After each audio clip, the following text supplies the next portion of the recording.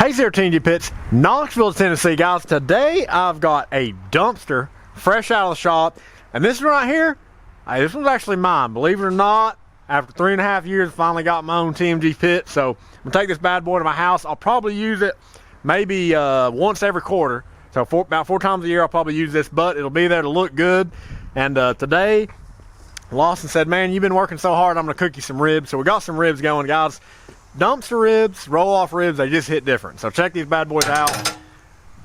Best thing about it is, it only takes about 3.5 hours to cook you some ribs on this bad boy. So 6 hours on the smoker, ha, we ain't got time for that. 3.5 hours on the dumpster, it does it.